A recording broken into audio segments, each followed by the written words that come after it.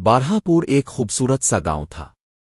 नहरें, खेत, दरख्त और छोटे छोटे कच्चे घर, सब कुछ फितरत के हसन में डूबा हुआ।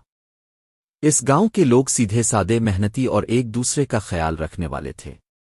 बच्चे सुबह सवेरे स्कूल जाते, दोपहर में खेलते और शाम को दादी अम्मा से कहानियां सुनते।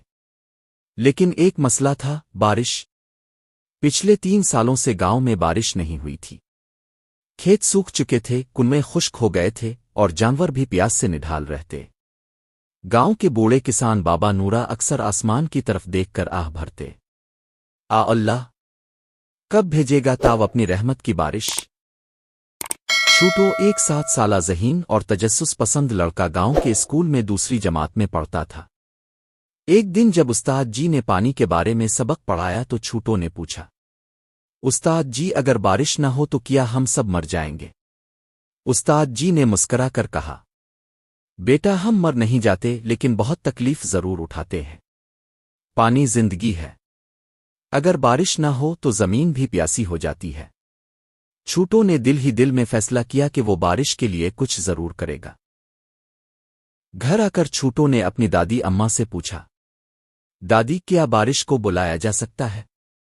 दादी हंस पड़ीं, पगले, बारिश तो अल्लाह की रहमत है, इसे सिर्फ दुआ और नेक अमाल से बुलाया जा सकता है। ये सुनकर छूटो ने ऐलान किया, मैं गांव वालों को बारिश के लिए इकट्ठा करूंगा। हम सब मिलकर दुआ करेंगे। दादी ने प्यार से इसका माथा चूमा और कहा, अल्लाह तेरा जज्बा कबूल करे।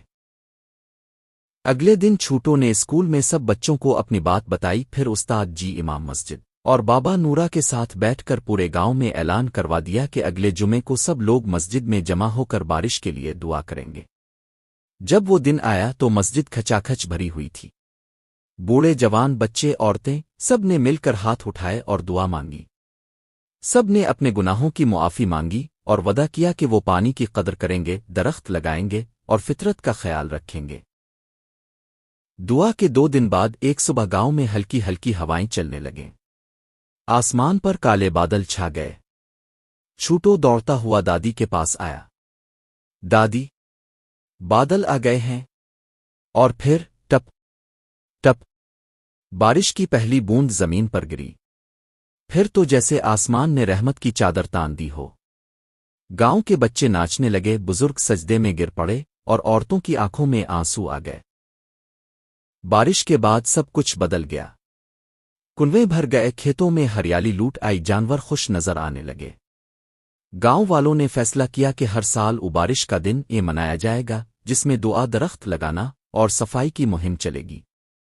छूटो को सब ने बारिश का हीरो कहा, लेकिन छूटो ने कहा, हीरो वो होते हैं जो फितरत से मोहब्बत करते हैं। अगर हम सब दरख्त लगाएं, पानी की हिफाजत करें और नेकी करें तो बारिश हमें खुद ढूंढेगी। बारिश की इस कहानी ने बच्चों को ये सिखाया, पानी अल्लाह की अमानत है, इसे ज़ाया नहीं करना चाहिए। दुआ और नेकी हमेशा रंग लाती है।